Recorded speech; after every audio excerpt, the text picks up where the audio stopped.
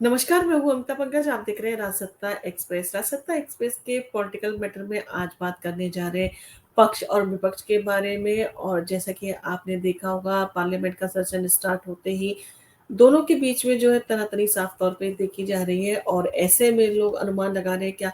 शत्रुता का भाव संसद में स्पष्ट तौर पे जो देखा जा रहा है, तो क्या इसी तरह से सत्ता पक्ष और विपक्ष के बीच में जो है वो बैर बढ़ेगा? क्या दोनों इसी तरह से तनातनी के साथ में जो काम करेंगे और जिस तरह से दोनों का एक दूसरे को नीचा दिखाने का जो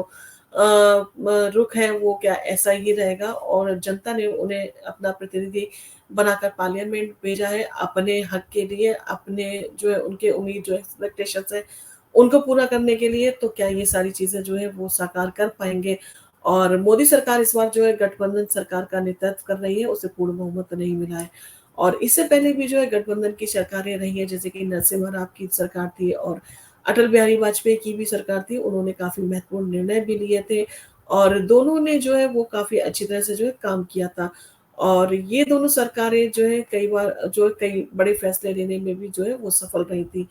क्योंकि तब पक्ष और विपक्ष के बीच में जो है आज जैसा बैरभाव जो है नहीं था। तब पक्ष और विपक्ष को जो है दलगत राजनीति से ऊपर जो है उठना आता था और उसको ऊपर उठकर जो है जनता के हित के लिए काम करना आता था।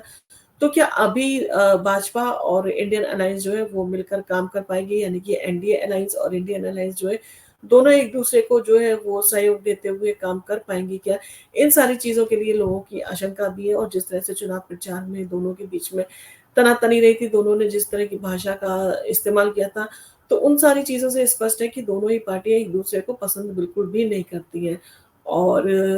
जिस तरह से नरेंद्र मोदी के जो स्पीचेस थी और जिस तरह से राहुल गांधी और प्रियंका गांधी और बाकी इंडियन अलायंस की जो स्पीचेस थी, पूरी तरह से वो देखा जाए कि दोनों में एक दूसरे को लेके जो है वो तनातनी साफ तौर पे जनता को दिखाई दी थी। और लोकसभा चुनाव के नतीजे आते ही ये स्पष्ट हो गया कि इस बार सत्ता पक्ष जो है विपक्ष के बीच में जो है तनातनी देखने को मिलेगी, क्योंकि जो इंडियन अलायंस है उनकी तरफ से जो है वो जो है वो टिप्पणियाँ आ रही है। जैसे कि महुआ मोइत्रा ने भी कहा कि इस बार जो है फैसला लेना इतना आसान नहीं होगा, विधेयक को इतना आसानी से पास करवाना जो है वो सरकार के लिए जो है लोहे के चने चबाने जैसा होगा। हम उनको जो है किसी भी विधेयक को बिना आर्ग्यूमेंट के पास करवाने नहीं देंगे। तो ये सारी चीज़ें हैं। उधर अखिलेश यादव भी जो है वो काफ़ी सीटें जीत कर आए हैं, तो उनका भी एक अलग एटीट्यूड है और उन्होंने अयोध्या को जो है वो वहाँ पर हराकर बीजेपी को उनके जो है वो सांसद बने वहाँ से। तो इस तरह से उनका ये भी जो है वो साफ तौर पे अब जब उन्होंने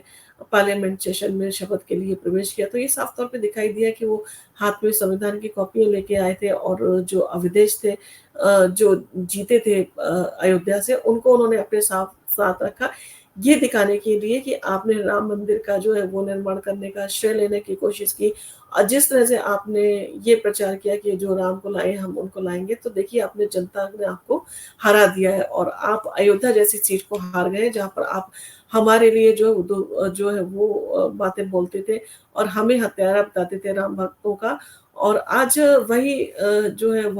जो भक्त थे, उन्होंने जो है हमें चुनकर भेजा है। तो ये सारा एटीट्यूड जो है वो कहीं न कहीं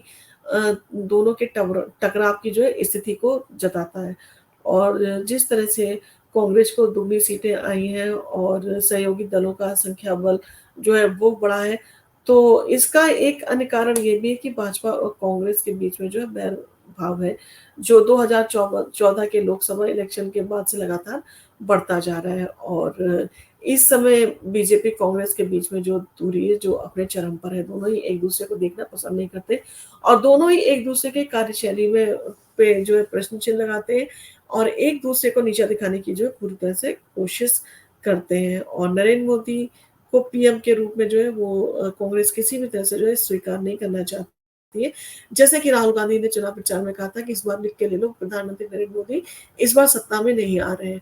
तो जब वो सत्ता में आए और उनके इस तरह की जो उन्होंने टिप्पणी की थी जनता के बीच में, तो कहीं न कहीं एक उनके अंदर जो है वो इन सारी चीज़ों को लेके वो है कि जनता से हमने क्या कमिट किया था और क्या हुआ? तो इन सारी चीज़ों को देखते हुए जो कांग्रेस है वो प्रधानमंत्री के रूप में नरेंद्र मोदी को जो है वो स्वीकार करने में जो है वो सक्षम नहीं दिखाई दे रही है। और 2019 में जब नरेंद्र मोदी दूसरी बार चुनकर सत्ता में आए थे, तो कांग्रेस ने ऐसा प्रकट किया था मानो जनता ने बहुत बड़ी गलती कर दी है और जनता इसका खामियाजा भी जो है वो भुगतेगी। और बीजेपी ने ये जताना शुरू कर दिया कि मोदी की लोकप्रियता के चलते कांग्रेस जो है खत्म होने की कगार पे है और भाजपा और कांग्रेस के बीच में पक्ष विपक्ष वाले संबंध कभी भी जो है वो नहीं बन पाए थे। अच्छे तौर पर दोनों ने संबंध बना के काम कभी नहीं किया है। और अब इसके अनुसार जो है वो लग रहा है, अब जो जिस तरह से तनातनी आ रही है तो उससे साफ तौर पे लग रहा है कि कांग्रेस को लोकसभा जो है चुनाव में केवल 99 सीटें मिली है, लेकिन वो ऐसे व्यवहार कर रहे हैं जैसे कि उसने बहुमत हासिल कर लिया और भाजपा को सत्ता से बाहर कर दिया है और फिर किसी कारणवश उन्होंने सत्ता से बाहर रहना जो है वो स्वीकार किया और उन्होंने कहा कि हम विपक्ष एक मजबूत विपक्ष की भूमिका में रहेंगे। परंतु उनका बीच-बीच में ये प्रयास है कि अगर बीजेपी किसी भी कारण से जो बीजेपी अलायंस है उनको तोड़ सके तो अच्छा है। तो इन सारी चीज़ों को जो है 5 साल तक लगातार जो है वो प्रधानमंत्री मोदी को भी ये सारी चीज़ें जो है झेलनी पड़ेगी कि कहीं न कहीं उनकी सरकार को उन्हें अपना बचा के रखना पड़ेगा। कहीं न कहीं अपोज़िशन का ये प्रयास रहेगा कि वो उनकी सरकार को जो है वो तोड़ने में अगर कामयाब हो गए तो कामयाब होने की कोशिश करेंगे। और कांग्रेस के हिसाब से लोकसभा चुनाव में भाजपा का जो है वो नैतिक और राजनीतिक जो है हार हुई है और लेकिन उनके पास में इस चीज़ का कोई भी सवाल नहीं है कि अगर उनकी नैतिक और राजनीतिक हार हुई है तो प्रधानमंत्री नरेंद्र मोदी तीसरी बार उन्होंने कैसे प्रधानमंत्री पद की जो है वो शपथ ली। तो ये सारी चीज़ें जो जिनके ऊपर कांग्रेस चुप है, किसी तरह से वो बोलना जो है वो नहीं चाहती है और विशेष रूप से राहुल गांधी प्रधानमंत्री नरेंद्र मोदी के प्रति जो जिस तरह का विद्वेष का जो है वो भाव रखते हैं, वो सारी चीज़ें उनके कहीं न कहीं स्पीचेज़ में सामने आती हैं। जिस तरह से वो प्रधानमंत्री नरेंद्र मोदी के लिए अपनी भाषा शैली का इस्तेमाल करते हैं कि मोदी डरपोक है और आँख से आँख मिलाकर बात नहीं कर सकता और प्रधानमंत्री मोदी से वो डिबेट करना चाहते हैं, परंतु प्रधानमंत्री जो है उनसे डिबेट नहीं कर सकते क्योंकि वो एक जो है वो जो है लीगल पॉइंट पे और वो जो है एक जायज़ तरीके से जो है वो अपना पक्ष रखना चाहते हैं, परंतु प्रधानमंत्री मोदी उनका सामना नहीं कर सकते, इसलिए उनके डिबेट में वो पार्टिसिपेट नहीं करेंगे। और अभी हाल में राहुल गांधी ने जो है वो इससे खासे संतुष्ट दिखाई दिए कि बनारसी की यात्रा के दौरान यानी कि जीतने के बाद में जब प्रधानमंत्री नरेंद्र मोदी जो है उन्होंने बनारस का विजिट किया था, उस दौरान भीड़ में से किसी ने अचानक से जो है एक चप्पल जो है उनके काफिले के ऊपर फेंकी थी। तो इन सारी चीज़ों के ऊपर जो है वो राहुल गांधी ने प्रेस कॉन्फ्रेंस की थी और प्रेस कॉन्फ्रेंस में उन्होंने कहा था कि प्रधानमंत्री मोदी की जो लोकप्रियता है वो घटती जा रही है और लोगों के ऊपर से जो प्रधानमंत्री का डर है वो खत्म हो गया है। तो ये सारी चीज़ें लेके उन्होंने आलोचना की थी और कहीं न कहीं उन्होंने इसे अपना जीत माना था और ये सारी चीज़ें करके उन्होंने जो है अपनी प्रेस कॉन्फ्रेंस की थी जिसको बाद में जब उनको ट्रोल किया गया, उनकी आलोचना होने लगी, तब कुछ घंटों के बाद में उन्होंने इन सारी चीज़ों को जो है से बचने के लिए एक्स पर एक पोस्ट डाली और उन्होंने कहा कि जिस तरह से प्रधानमंत्री नरेंद्र मोदी के काफ़िले के ऊपर जो है चप्पल फेंकी गई थी, हम उसकी निंदा करते हैं और प्रधानमंत्री की सुरक्षा में चूक हुई थी जिस पर ध्यान रखा जाना चाहिए। और इन सारी चीज़ों के साथ में उन्होंने जो है अपनी पोस्ट को एक्स पे डाला था और 16वीं और 17वीं और 18वीं लोकसभा में जिस तरह से जो है वो भाजपा जो है वो सत्ता पक्ष में आई है और जिस तरह से उनकी सरकार बनी है, तो इन सारी चीज़ों को देखते हुए राहुल गांधी जिस तरह से लगातार प्रयास कर रहे हैं और जब लगातार उनकी कोशिश है कि वो जो है वो प्रधानमंत्री नरेंद्र मोदी को सत्ता से बाहर का रास्ता दिखाने में कामयाब हो, परंतु वो इस तरह चीज़ों में जो है वो सफल नहीं हो पा रहे और जिसके लिए वो लगातार जो है प्रयासरत है। और इन सारी चीज़ों को देखते हुए लगता है कि दोनों के पक्ष में जब वो दोनों में आपसी सहमति नहीं है, दोनों एक-दूसरे को वो नहीं कर रहे, तो अब विधेयक किस तरह से पास होंगे, जो रखे जाएँगे बिल और उनके ऊपर चर्चा किस तरह से होगी, इन सारी चीज़ों के ऊपर जो है लोगों का भी ध्यान है और लोग भी चाहते हैं कि दोनों जब एक मजबूत विपक्ष मिला है, तो सरकार भी अच्छी तरह से काम करे और विपक्ष भी एक अच्छी भूमिका में वो है जो सामने आए। और इन सारी चीज़ों के साथ-साथ जो है वो प्रधानमंत्री मोदी को भी अपना व्यवहार जो है वो संतुलित रखना पड़ेगा और राहुल गांधी को भी अपने व्यवहार में कुछ चेंजेस लाने पड़ेंगे ताकि दोनों मिलके जनता के हित के लिए, जिसके लिए जनता ने उन्हें अपना प्रतिनिधि बना के भेजा है, उसके लिए वो हितकारी काम जो है वो कर पाएँ। और ऐसे एक-दूसरे को नीचे दिखाने की कोशिश में जो है वो जनता का अहित होगा और दोनों अगर साथ मिलके सहयोग के साथ काम करेंगे, तो बहुत सारी ऐसी चीज़ें जो विधेयक पास होंगे वो जनता के लिए लाभकारी होंगे, जनता के कल्याण के लिए होंगे और बहुत सारी चीज़ों के सॉल्यूशन निकाले जा सकते हैं अगर दोनों मिलके साथ में काम करें। और अवश्य इस जो है वो कहते हैं कॉम्पिटिशन टफ है और जैसे कि प्रधानमंत्री नरेंद्र मोदी का शपथ ग्रहण समारोह हुआ था उसमें इंडियन अलायंस से जो है वो जाने से दूरी बना के उन्होंने रखी थी, उसमें वो नहीं शामिल हुए थे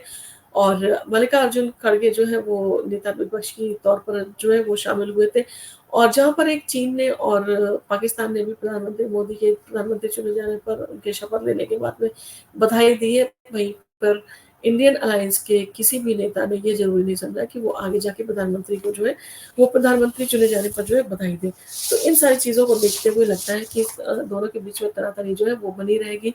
और इसका खामियाज़ा जो है वो जनता को भुगतना पड़ेगा और लोकसभा के प्रोटेम स्पीकर के चुनाव के दौरान भी यही तनातनी देखने को मिली। कांग्रेस जो थी, उसका कहना था कि उसके जो सीनियर लीडर थे, वरिष्ठ लीडर थे के सुरेश, उनको चुना जाना चाहिए था और उनकी जगह पे जो है मेहता को चुना गया। तो इन सारी चीज़ों के लिए जो कांग्रेस थी, वो साफ तौर पे जो है उसका विरोध करती नज़र आई थी और उन्होंने पार्लियामेंट के बाहर आके इस सारी चीज़ों के ऊपर प्रेस को भी जो है वो अवगत करवाया था और इन सारी चीज़ों की जो है वो निंदा की थी। और इसी तरह से स्पीकर पद के लिए उन्होंने अपनी कंडीशन रखी थी कि हम स्पीकर के लिए आपको सहयोग करने के लिए तैयार हैं, परंतु आप डिप्टी स्पीकर जो है वो हमें दें। तो जब उन्होंने कंडीशन रखी तो रक्षा मंत्री राजनाथ सिंह इन सारी चीज़ों के ऊपर बात करने के लिए गए थे इंडियन अलायंस और कांग्रेस को साथ में लेकर उन्होंने बात की थी, परंतु जब उन्होंने इस तरह की कंडीशन लगाई तो उन्होंने इसको मानने से जो है वो मना कर दिया था। और उन्होंने कहा था कि हम आपको कॉल करके बताएँगे और राहुल गांधी का कहना था कि उन्होंने हमारे नेता की जो है वो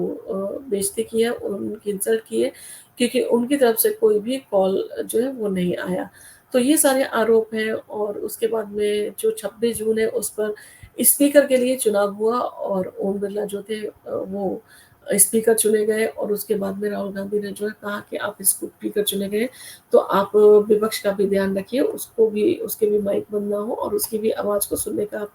प्रयास कीजिए क्योंकि हमारी आवाज़ जो है वो जनता के कल्याण के लिए और विपक्ष को भी सुना जाना जो है वो बहुत ज़रूरी होता है। तो अब ये देखना होगा कि इस तरह की तनातनी में किस तरह से दोनों पक्ष जो है वो काम करेंगे और क्या ये जनता के साथ में अन्याय नहीं? जनता अपने प्रतिनिधि चुन के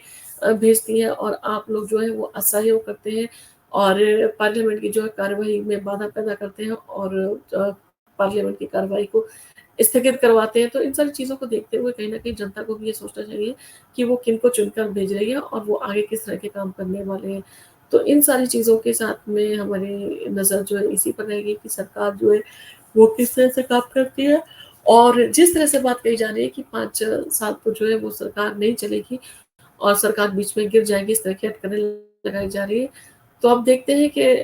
टाइम के साथ में सरकार किस तरह से काम करती है, किस तरह से वो अपनी योजनाओं को रूप देती है, किस तरह से वो विधेयक पास करती है और किस तरह से वो जो विपक्ष है उसको अपने साथ में लाने का प्रयास करती है, उसको पूरी तरह से संतुष्ट रख के साथ में काम करने का जो है वो उनका जो प्रयास है, वो किस तरह से सफल होता है, इन सारी चीज़ों के साथ में आप बने रहिए राजसत्ता एक्सप्रेस के साथ। हम आपके लिए इसी तरह की वीडियो लेके आते रहेंगे। अगर आपको हमारा वीडियो पसंद आया तो आप इसको लाइक कीजिए, शेयर कीजिए, सब्सक्राइब कीजिए। धन्यवाद।